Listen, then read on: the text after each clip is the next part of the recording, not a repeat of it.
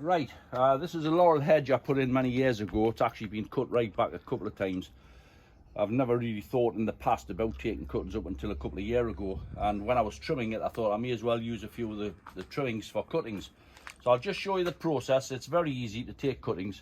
Basically we'll cut this back to here. I'm going to cut 2 or 3 pieces off for cuttings, and then we'll go up onto the propagating bench and I'll show you what we actually do for cuttings. Right, basically there's 2 types of cuttings. You've got a hardwood cutting and a softwood cutting. If we look at this particular plant, this was a cutting we took 2 years ago. It's come very nice. If you can come closer in and have a look, this stem that's turned brown, that's a hardwood cutting. That's last year's growth. This is all new growth this year, and this is what we class as a softwood cutting. So what I'm taking now are softwood cuttings. Pretty easy. We'll remove some bottom leaves. We'll go just underneath a leaf node, as you see there. I'll remove that bottom leaf with the knife. It's quite tough. And there we have a cutting ready to take. I don't bother with rooting powder. You can do.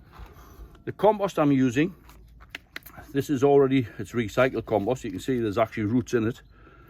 This was actually what I grew my cucumbers in. It's totally spent out now, and I haven't added any fertilizer at the present moment because all I'm wanting to do is root them. I'm not wanting them to start to grow. So basically we'll just push 3 cuttings in around the side of the pot. Again,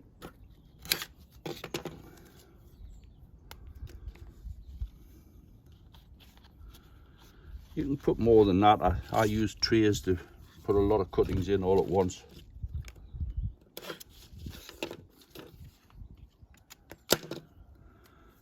Take another leaf off.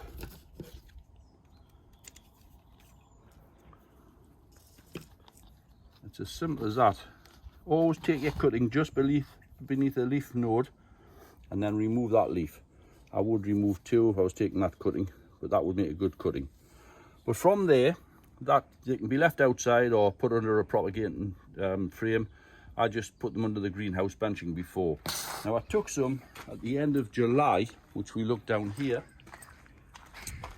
This is a tray that we potted on a week ago, and within a week, these had beautiful roots on them. Within a week, you can see the new growth coming away. There's another one where there's a tiny new growth starting to come. So there was nice roots on these.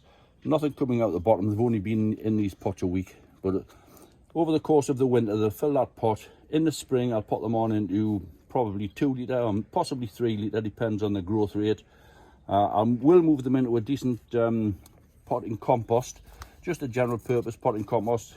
A little bit slow release fertilizer in to help them through the first season.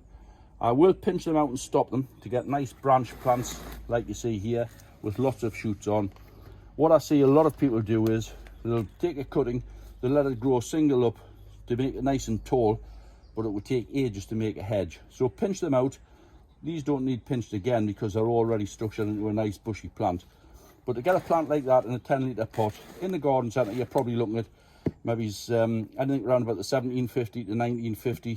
Some garden centres may charge a little bit more than that. So it's worth taking a few cuttings if you're planning on putting hedges in for future years.